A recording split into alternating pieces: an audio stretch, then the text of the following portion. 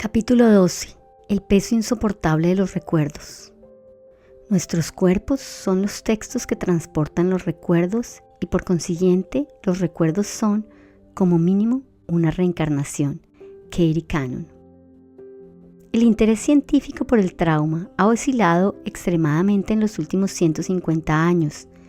La muerte de Charcot en 1893 y el cambio del enfoque de Freud hacia los conflictos, las defensas y los instintos internos como raíz del sufrimiento mental propiciaron la pérdida de interés por parte de la medicina generalista hacia el tema. El psicoanálisis rápidamente ganó popularidad. En 1911, el psiquiatra de Boston, Morton Prince, que había estudiado con William James y Pierre Janet, se quejaba de que aquellos interesados en los efectos del trauma eran como almejas engullidas por la manera alta en el puerto de Boston. Sin embargo, este olvido duró solo algunos años, porque el estallido de la Guerra Mundial en 1914 volvió a confrontar a la medicina y a la psicología con centenares de miles de hombres con extraños síntomas psicológicos, patologías médicas inexplicables y pérdidas de memoria. La nueva tecnología de animación permitió filmar a esos soldados y hoy podemos observar en YouTube sus extrañas posturas físicas, sus raras pronunciaciones, sus expresiones faciales aterrorizadas y sus tics, expresión física integrada del trauma. Un recuerdo inscrito simultáneamente en la mente, como imágenes y palabras interiores y sobre el cuerpo. Al principio de la guerra, los británicos crearon el diagnóstico de neurosis de guerra, que daba derecho a los veteranos de guerra a recibir tratamiento y una pensión de invalidez. Un diagnóstico alternativo y similar era neurastenia, bajo el cual no recibían ni tratamientos ni pensión.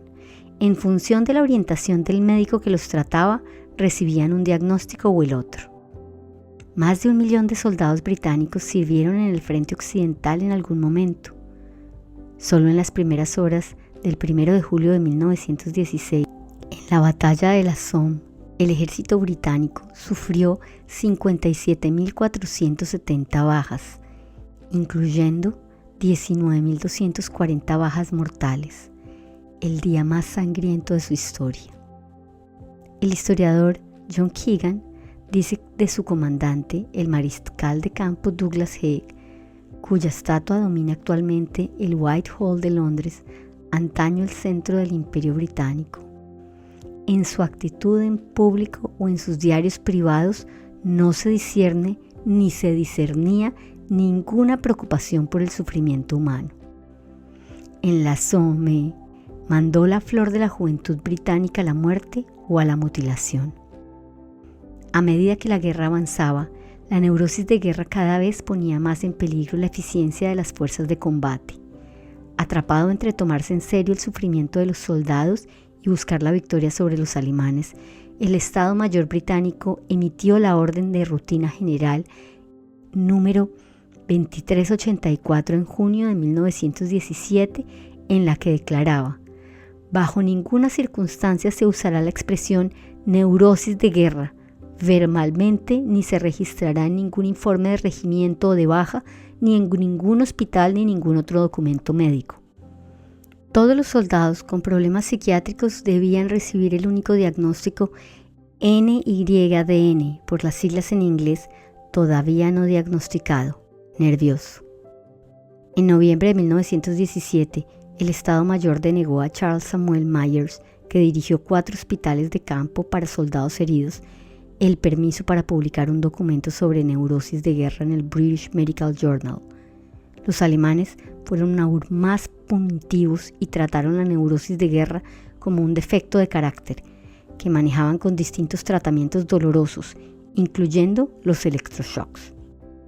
En 1922, el gobierno británico emitió el informe Southborough, cuyo objetivo era evitar el diagnóstico de neurosis de guerra en cualquier guerra futura y socavar cualquier otra reclamación de compensación. Sugería eliminar la neurosis de guerra de todas las nomenclaturas oficiales e insistió en que los casos no debían clasificarse como baja de guerra, sino como enfermedad. El punto de vista oficial era que las tropas bien formadas, debidamente llevadas, no podían sufrir neurosis de guerra, y que los soldados que sucumbían a la patología eran soldados indisciplinados y sin voluntad. Mientras que la tormenta política sobre la legitimidad de la neurosis de guerra duró unos años más, los artículos sobre el mejor modo de tratar esos casos desaparecían de la literatura científica. En Estados Unidos, el destino de los veteranos también estaba repleto de problemas. En 1918, al volver a casa desde los campos de batalla de Francia y de Flandes, fueron recibidos como héroes nacionales, igual que los soldados que regresan hoy de Irak y Afganistán. En 1924, el Congreso estadounidense votó para concederles $1.25 por cada día que habían servido en el extranjero, pero su pago se pospuso hasta 1945. Hacia 1932, Estados Unidos se encontraba en plena Gran Depresión y en mayo de ese año aproximadamente 15,000 veteranos sin empleo y sin dinero acamparon en la explanada de Washington, D.C. para pedir el pago inmediato de sus primas. El Senado rechazó el proyecto de ley para anticipar el pago por un resultado de 62 frente a 18. Al cabo de un mes, el presidente Hoover ordenó al ejército desalojar el campamento de los veteranos. El jefe del Estado Mayor, general Douglas MacArthur, dirigió a las tropas, con el apoyo de 6 tanques. El mayor Dwight Eisenhower era el enlace con la policía de Washington y el mayor George Patton estaba frente a la caballería. Soldados con bayonetas fijas cargaron, lanzando gas lacrimógeno a la multitud de veteranos. A la mañana siguiente, la explanada estaba desierta y el campamento en llamas. Los veteranos nunca cobraron sus pensiones. Mientras la política y la medicina daban la espalda a los soldados que regresaban de la guerra, sus horrores se memorizaban en la literatura y el arte. En All Quiet on the Western Front, una novela sobre las experiencias de guerra de los soldados del frente, escrita por el alemán Erich Maria Remarque, el protagonista del libro, Paul Baumer, habló para toda una generación. Soy consciente de que, sin darme cuenta, he perdido mis sentimientos. Ya no me siento de aquí, vivo en un mundo ajeno. Prefiero que me dejen solo, que no me moleste nadie. Los demás hablan demasiado, no tengo nada que ver con ellos, solo se preocupan por cosas superficiales. Publicada en 1929, la novela se convirtió instantáneamente en un superventas, traducida a 25 idiomas. La versión de Hollywood de 1930 ganó el premio de la Academia en la categoría de Mejor Película. Pero cuando Hitler llegó al poder unos años después, All Quiet on the Western Front fue uno de los primeros libros degenerados que los nazis quemaron en la plaza pública delante de la Universidad Humboldt en Berlín. Aparentemente, admitir los efectos devastadores de la guerra en la mente de los soldados habría constituido una amenaza de salto de los nazis hacia otro ciclo de locura. La negación de las consecuencias del trauma puede causar estragos en el tejido social de la sociedad. La negativa a hacer frente al daño causado por la guerra y la intolerancia frente a la debilidad jugaron un papel importante en el ascenso del fascismo y el militarismo en el mundo en torno a los años 30. Las reparaciones de guerra exorbitante del Tratado de Versalles humillaron aún más a una Alemania ya desacreditada. La sociedad alemana, a su vez, trató despiadadamente a sus propios veteranos de guerra traumatizados, que fueron considerados como criaturas inferiores. Esta cascada de humillaciones de estas personas desvalidas sentó las bases para la degradación final de los derechos humanos bajo el régimen de los nazis. La justificación moral de los fuertes de vencer a los inferiores, la justificación de la guerra resultante. El nuevo rostro del trauma. El estallido de la Segunda Guerra Mundial propició que Charles Samuel Myers y el psiquiatra americano Abraham Gardiner publicaron los informes de su trabajo con los soldados y veteranos de la Primera Guerra Mundial, Shell Shock in France, 1914-1918. Entre paréntesis 1940, y The Traumatic Neurosis of War, 1941, sirvieron como principales guías para los psiquiatras que estaban tratando a soldados del nuevo conflicto que sufrían neurosis de guerra. El esfuerzo bélico de Estados Unidos fue prodigioso y los avances en la psiquiatría de primera línea reflejaban este compromiso. De nuevo, YouTube ofrece una ventana directa hacia el pasado. El documental del director de Hollywood, John Huston, Let Be There Light, 1946, muestra el tratamiento predominante para la neurosis de guerra en aquella época, la hipnosis. En el documental de Huston, filmado mientras servía en el cuerpo de señales del ejército, los médicos todavía son patriarcales y los pacientes jóvenes aterrorizados.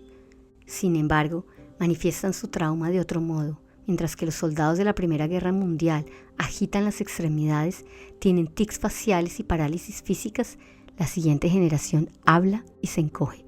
Su cuerpo sigue llevando la cuenta. Tienen molestias estomacales, se les acelera el corazón y el pánico los abruma. Pero el trauma no solo ha afectado a su cuerpo. El estado de trance inducido mediante hipnosis les permitió encontrar palabras para las cosas que les había dado demasiado miedo recordar. Su terror, la culpabilidad por haber sobrevivido y sus lealtades conflictivas. También me sorprendió que esos soldados parecían tapar mucho más su ira y su hostilidad que los veteranos más jóvenes con los que trabajé. La cultura modela la expresión del estrés traumático. La teórica feminista Germaine Greer escribió sobre el tratamiento del TPT de su padre tras la Segunda Guerra Mundial.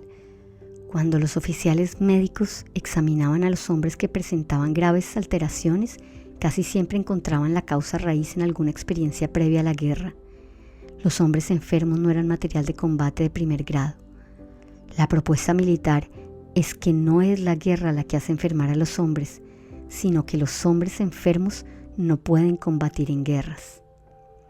Parece poco probable que los médicos hicieran algún bien a su padre, pero los esfuerzos de Greer para comprender su sufrimiento indudablemente le ayudaron a avivar la exploración sobre la dominación sexual en todas sus desagradables manifestaciones en forma de violación, incesto y violencia doméstica.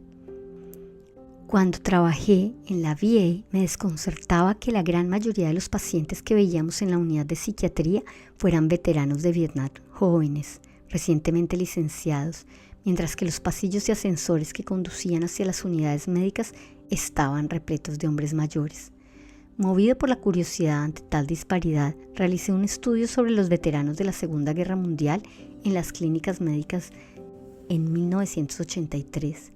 La gran mayoría de ellos dio positivo en TPT, en las escalas de valoración que yo les administré, pero su tratamiento se centraba más en sus quejas médicas que en las psiquiátricas. Esos veteranos comunicaban su malestar a través de cortes de digestión y dolores torácicos, en lugar de que con pesadillas e ira que, como mi estudio mostró, también sufrían. Los médicos conforman el modo en que sus pacientes muestran su malestar. Cuando un paciente se queja de una pesadilla aterradora y su médico le pide una radiografía, el paciente entiende que recibirá una mejor atención si se centra en sus problemas físicos. Como mis familiares que lucharon o fueron capturados durante la Segunda Guerra Mundial, la mayoría de estos hombres eran sumamente reticentes a compartir sus experiencias.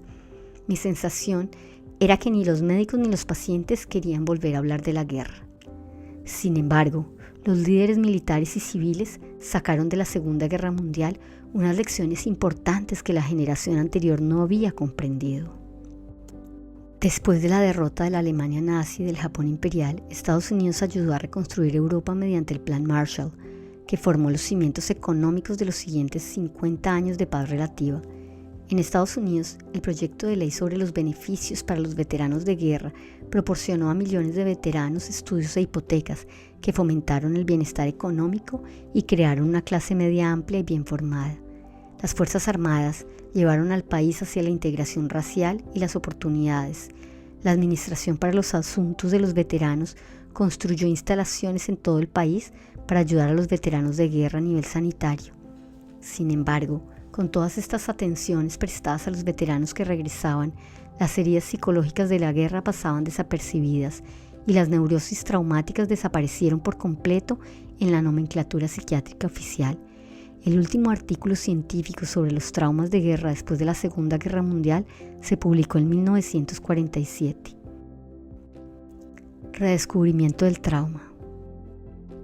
Como comenté anteriormente, cuando empecé a trabajar con los veteranos de Vietnam, No había ni un solo libro sobre los traumas de guerra en la biblioteca de la BA, pero la guerra de Vietnam inspiró numerosos estudios, la formación de organizaciones de eruditos y la inclusión de un diagnóstico de trauma, el TEPT, en la literatura profesional.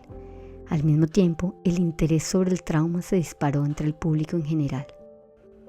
En 1974, el Comprehensive Textbook of Psychiatry de Freedom y Kaplan afirmaba que el incesto es muy poco frecuente y ocurre como mucho en una persona de cada 1.100.000.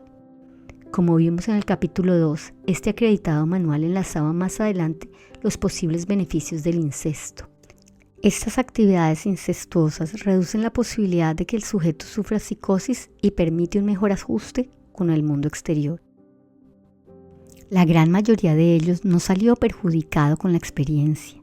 El carácter erróneo de estas afirmaciones se hizo evidente cuando el ascendiente movimiento feminista, combinado con el conocimiento del trauma en los veteranos que volvían de la guerra, animó a decenas de miles de supervivientes de abusos sexuales infantiles, maltrato infantil y violación a salir a la luz.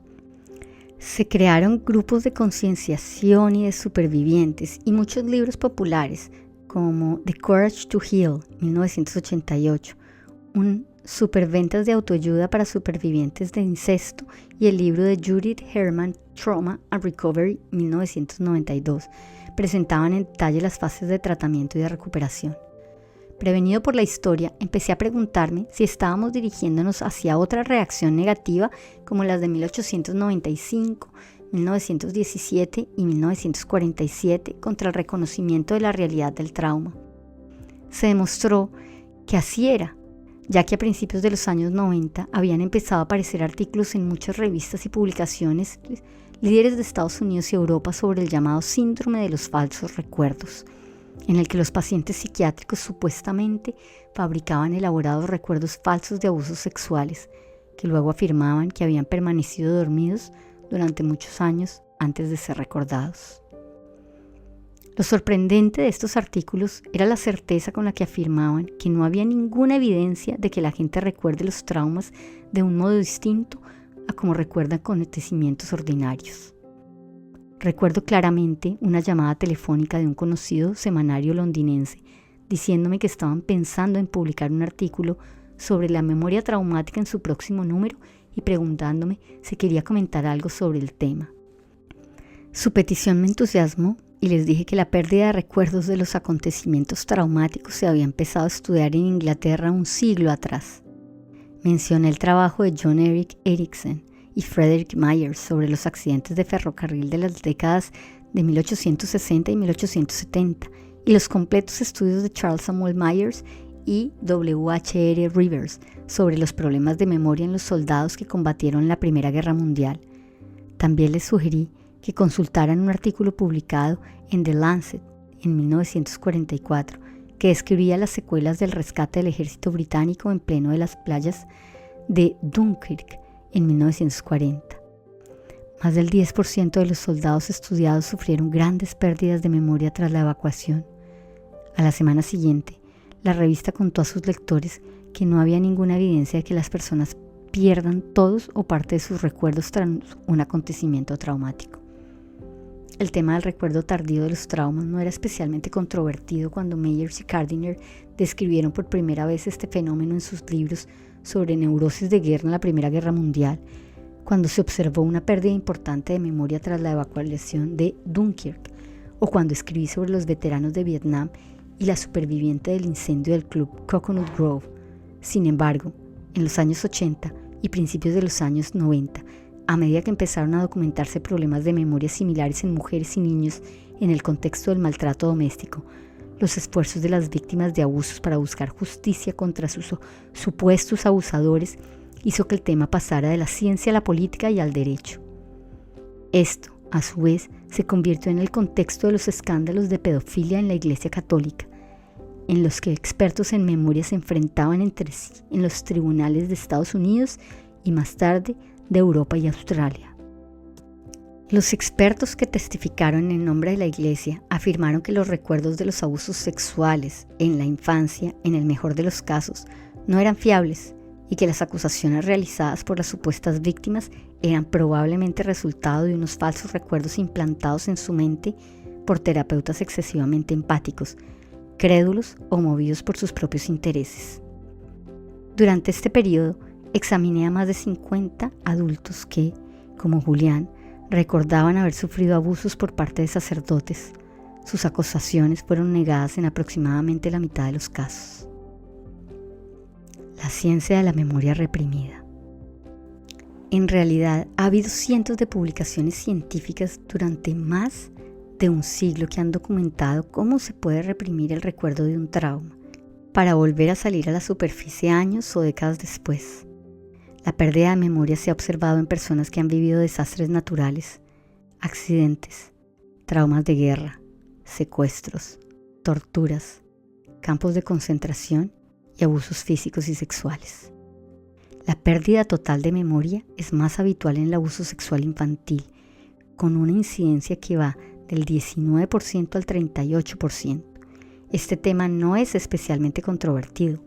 En una época tan temprana como en 1980, el DSM-III reconocía la existencia de la pérdida de memoria en los acontecimientos traumáticos en los criterios diagnósticos para la amnesia disasociativa.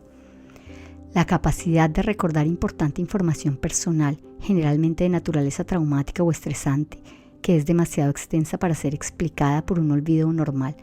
La pérdida de memoria ha formado parte de los criterios del TPT desde que se introdujo este diagnóstico por primera vez.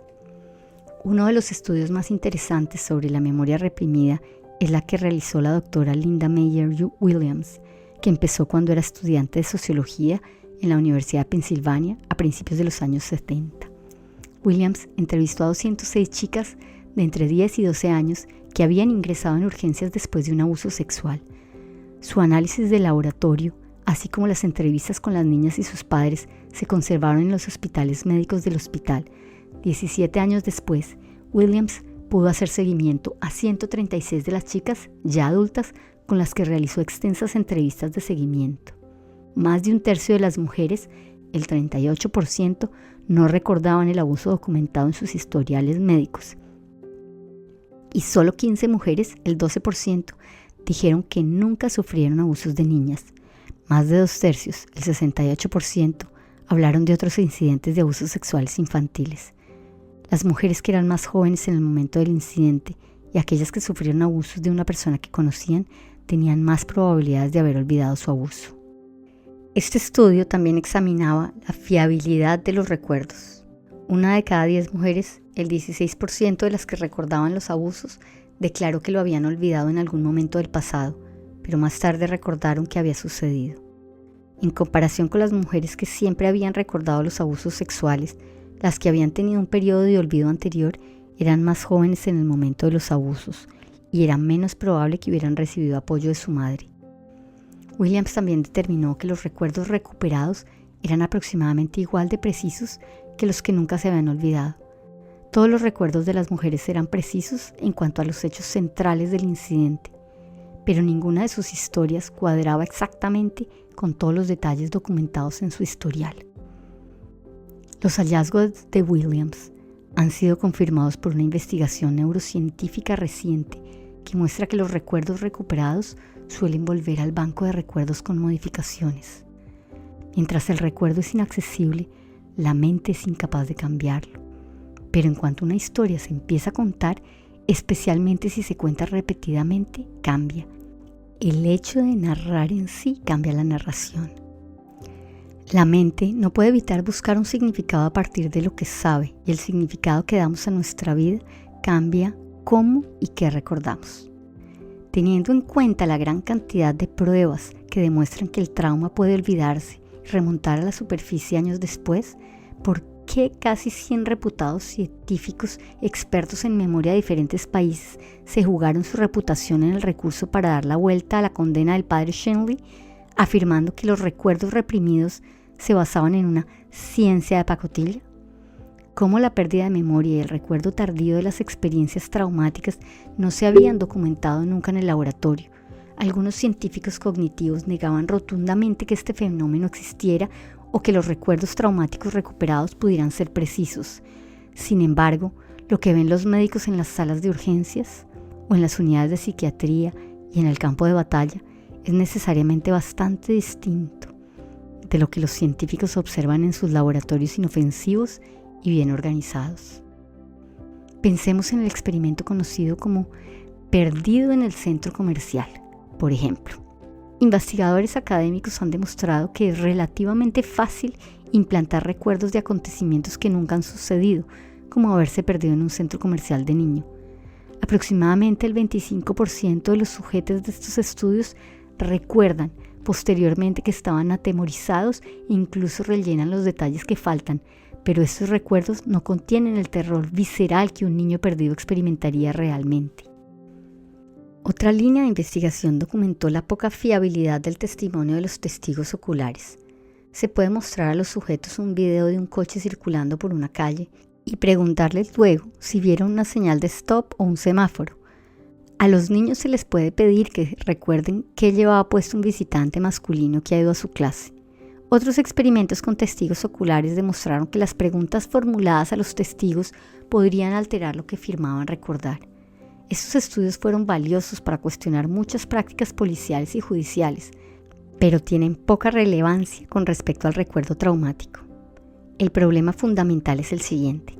Los acontecimientos que se producen en un laboratorio no pueden considerarse equivalentes a las condiciones en las que se crean los recuerdos traumáticos. El terror y la impotencia asociados con el TEPT simplemente no se pueden introducir de nuevo en este contexto. Podemos estudiar los efectos de los traumas existentes en el laboratorio, como nuestros estudios de las imágenes basadas en un guión para los flashbacks, pero la huella original del trauma no se puede establecer allí. El doctor Roger Pittman realizó un estudio en Harvard en el que mostraba a los estudiantes una película titulada Faces of Death, los rostros de la muerte, que contenía imágenes documentales de muertes violentas y ejecuciones. Esta película, ahora prohibida, es tan extrema como cualquier comité de revisión institucional permitiría, pero no provocó que los voluntarios normales de Pittman desarrollaran síntomas de TEPT. Si queremos estudiar los recuerdos traumáticos, tenemos que estudiar los recuerdos de las personas que han sido realmente traumatizadas. Cabe destacar que cuando el entusiasmo y la rentabilidad de los testimonios en los tribunales disminuyeron, la controversia científica también desapareció, dejando finalmente que los médicos pudieran tratar los daños de los recuerdos traumáticos. Recuerdos normales frente a recuerdos traumáticos. En 1994, con mis compañeros del Hospital General de Massachusetts, decidimos realizar un estudio sistemático comparando cómo recordaba la gente las experiencias positivas y las horribles. Pusimos anuncios en los periódicos locales, en lavanderías y en tablones de anuncios del sindicato de estudiantes diciendo: ¿te ha ocurrido algo horrible que no puedes quitarte de la cabeza? Llama al 727-5500. Te pagaremos $10 por participar en este estudio. Como respuesta a nuestro primer anuncio, se presentaron 76 voluntarios. Después de presentarnos, empezamos preguntando a cada participante: ¿puedes contarnos un acontecimiento de tu vida que crees que siempre recordarás pero que no sea traumático? Un participante se lanzó y dijo: el día que nació mi hija. Otros mencionaron el día de su boda, el día en que su equipo ganó algo o cuando se graduaron con las mejores calificaciones. Luego les pedimos que se centraran en algunos detalles sensoriales concretos de esos acontecimientos, como por ejemplo, ¿le ha sucedido estar en algún sitio y de repente tener una imagen vívida de su esposo en el día de su boda? Las respuestas siempre fueron negativos. ¿O la sensación del cuerpo de su esposo en su noche de bodas? Esta nos valió algunas miradas de extrañeza.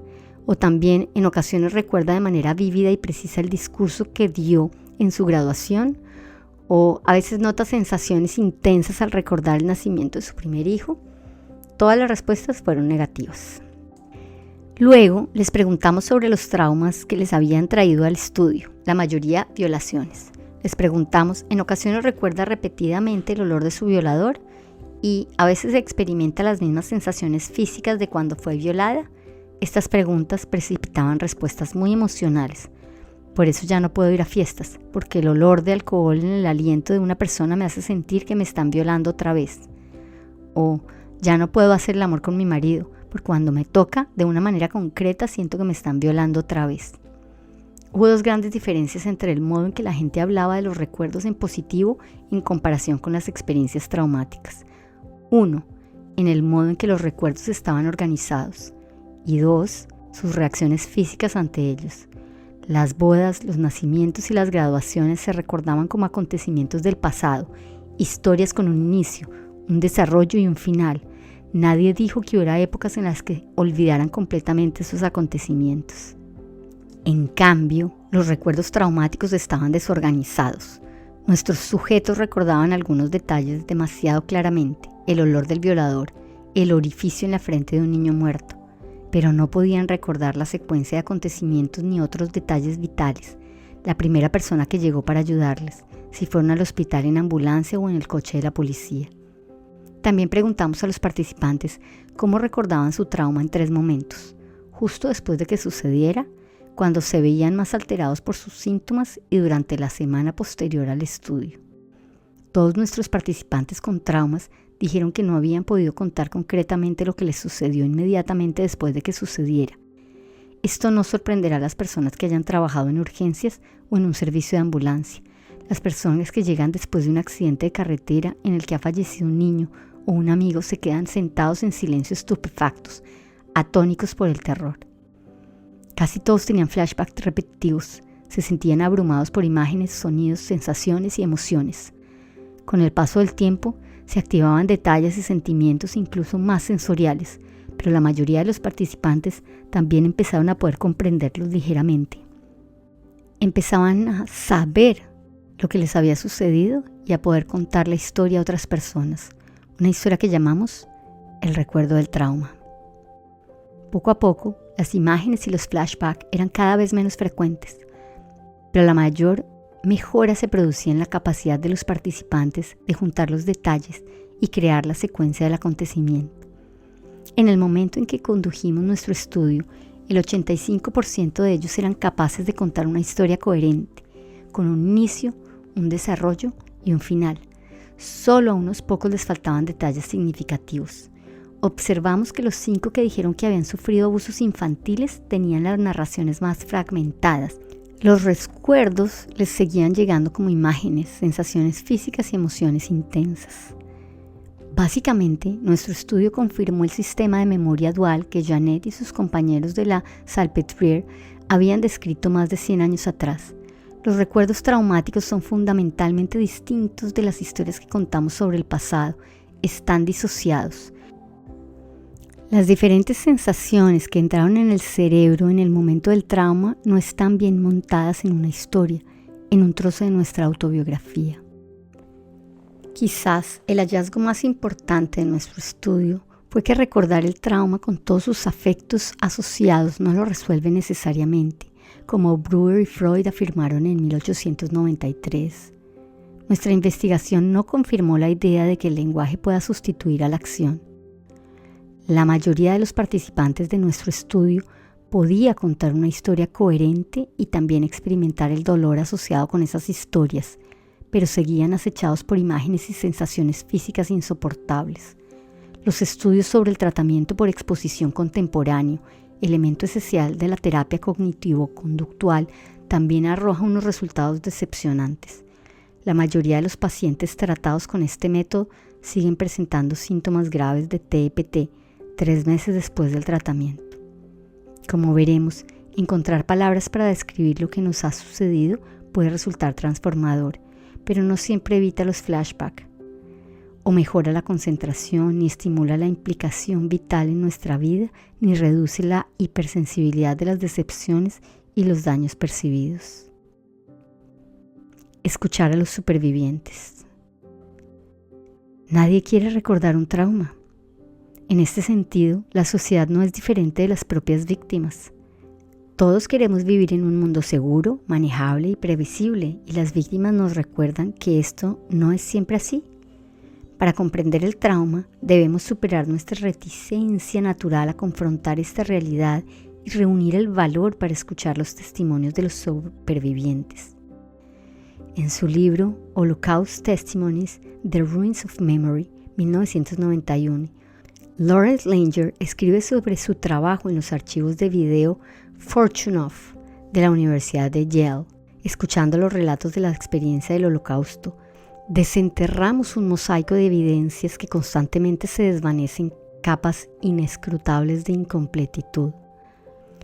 Luchamos con los inicios de un cuento permanentemente inacabado, repleto de intervalos incompletos, frente al espectáculo de un testigo vacilante, a menudo reducido a un silencio consternado por los abrumadores requerimientos de la memoria profunda. Como uno de los testigos afirma, si no estuviste allí, es difícil describir y decir cómo era. Cómo los hombres funcionan bajo ese estrés es una cosa, y luego cómo comunicas y expresas esto a alguien que no sabía que tal grado de brutalidad existe parece una fantasía. Otra superviviente, Charlotte Delbo, describe su existencia dual después de Auschwitz.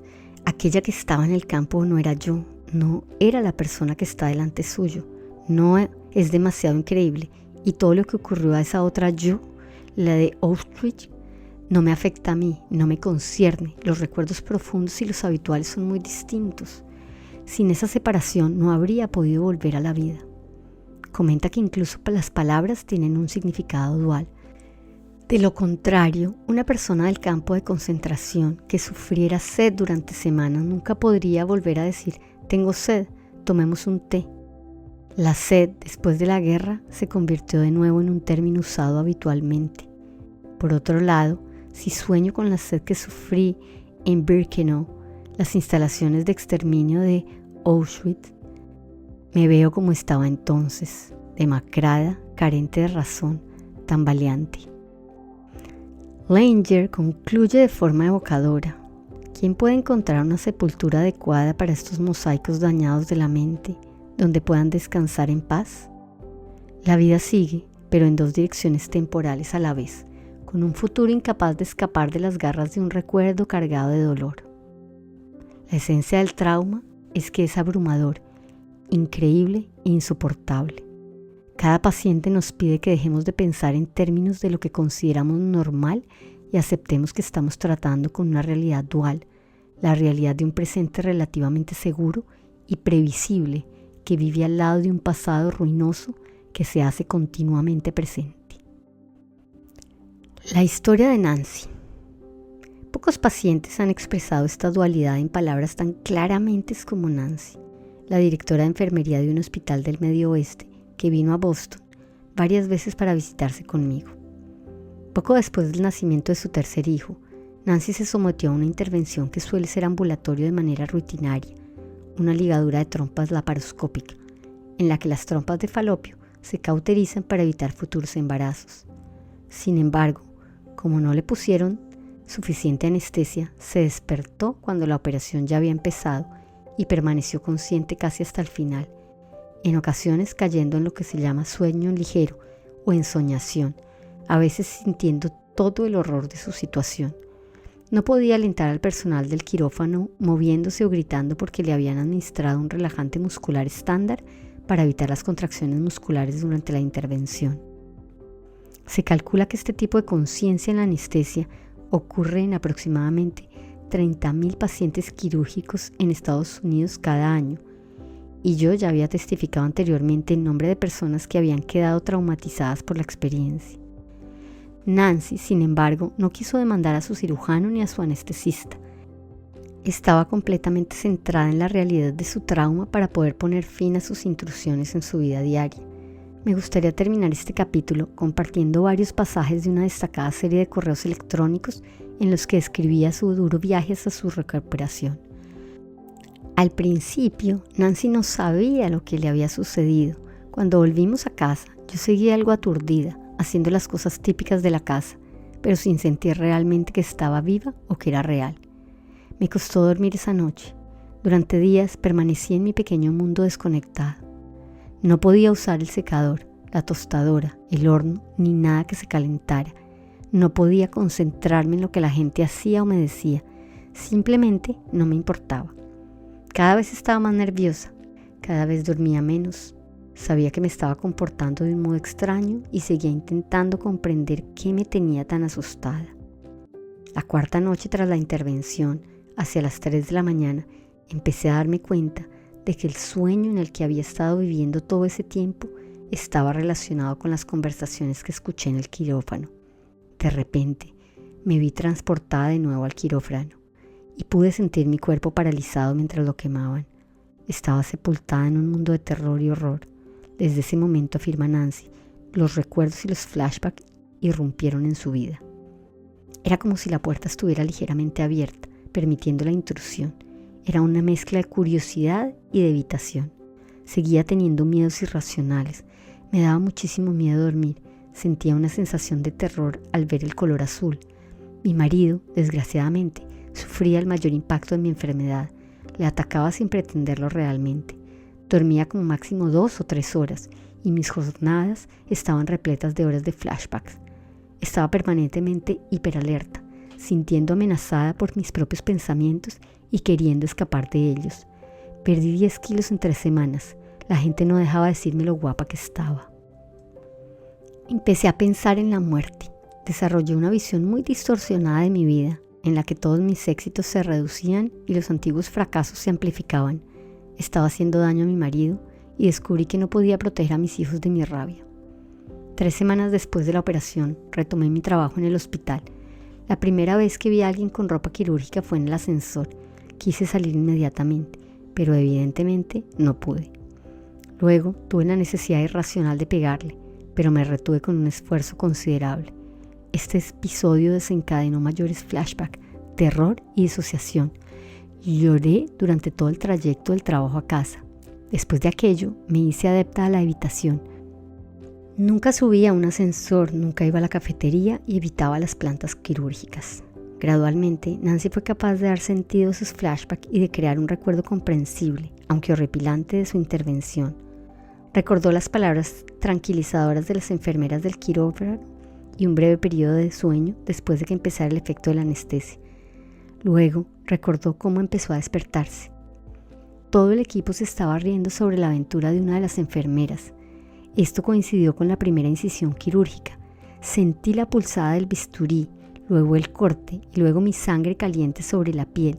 Intenté moverme desesperadamente, hablar, pero mi cuerpo no funcionaba. No podía entenderlo. Sentí un dolor más profundo cuando las capas de músculo se separaban bajo su propia tensión. Supe que no debería estar notándolo. Después, Nancy recuerda cómo le hurgaban en la barriga y lo identificó como la colocación de los instrumentos laparoscópicos. Notó cómo le oprimían la trompa izquierda. Luego, de repente, noté un dolor intenso, ardiente y agudo. Intenté escapar, pero la sonda de cauterización me perseguía, quemándome implacablemente. Simplemente no hay palabras para describir el terror de esta experiencia. Ese dolor no era como cualquier otro dolor sentido y superado antes, como un hueso roto, un parto natural. Empieza como un dolor extremo, luego sigue implacablemente mientras va quemando lentamente la trompa. El dolor que te corten con el bisturí no es nada en comparación con este dolor enorme. Luego, de golpe, la trompa derecha notó el impacto inicial de la sonda cauterizante. Cuando les escuché reír, perdí brevemente la noción de dónde estaba. Creí que estaba en una sala de torturas y no podía entender por qué me torturaban sin pedirme ninguna información. Mi mundo se redujo a una pequeña esfera en torno a la mesa del quirófano. No había percepción del tiempo, no había pasado ni futuro. Solo había dolor, terror y horror. Me sentía aislada de toda la humanidad, profundamente sola a pesar de estar rodeada de la gente. La esfera se cerraba encima de mí. En mi agonía, tuve que hacer algún movimiento. Escuché a la enfermera de anestesia decirle al anestesista que estaba ligera. Pidió más medicación y luego dijo tranquilamente: no hace falta ponerlo en el historial. Ese es el último recuerdo que tengo. En los últimos correos electrónicos que me mandó, Nancy intentaba captar la realidad existencial del trauma. Quiero contarle cómo es un flashback. Es como si el tiempo se doblara o se torciera, de manera que presente y pasado se funden. Como si me transportara físicamente al pasado. Los símbolos relacionados con el trauma original, por muy benignos que sean en realidad, se contaminan por completo y se convierten en objetos que hay que odiar, temer, destruir si se puede o evitar si no. Por ejemplo, cualquier tipo de plancha, de juguete, de ropa, de pelo, termina viéndome como un instrumento de tortura.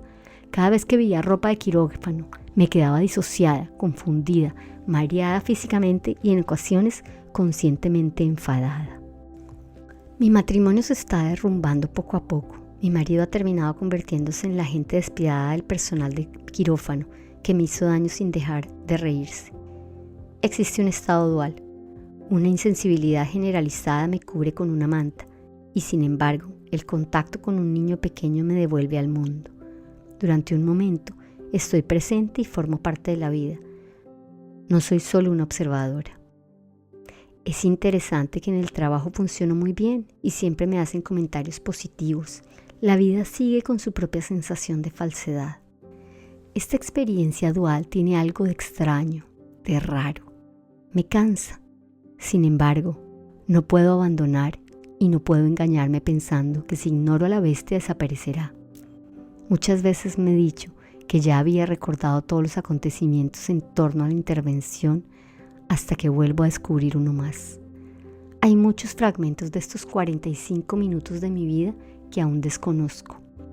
Mis recuerdos todavía están incompletos y fragmentados, pero ya no creo que deba saberlo todo para comprender qué sucedió. Cuando el miedo disminuye, me doy cuenta de que puedo manejarlo, pero una parte de mí duda que pueda hacerlo. El tirón del pasado es fuerte, es el lado oscuro de mi vida y debo vivir allí de vez en cuando. La lucha también puede ser una manera de saber que sobrevivo, una recreación de la lucha por la supervivencia, que aparentemente gané, pero de la que no me puedo adueñar. Una primera señal de recuperación se produjo cuando Nancy necesitó otra operación más importante. Eligió un hospital de Boston para la intervención. Pidió una reunión preoperatoria con los cirujanos y el anestesista concretamente para contarles su experiencia anterior y les pidió que me dejaran entrar en el quirófano. Por primera vez en muchos años me puse una bata de quirófano y la acompañé al quirófano durante la inducción de la anestesia. Esta vez se despertó con una sensación de seguridad. 2 años después, escribí a Nancy pidiéndole permiso para usar su relato en este capítulo. En su respuesta, me puso al día sobre su progreso de su recuperación. Me encantaría poder decir que la operación a la que fuiste tan amable de acompañarme puso fin a mi sufrimiento. Tristemente, no fue así.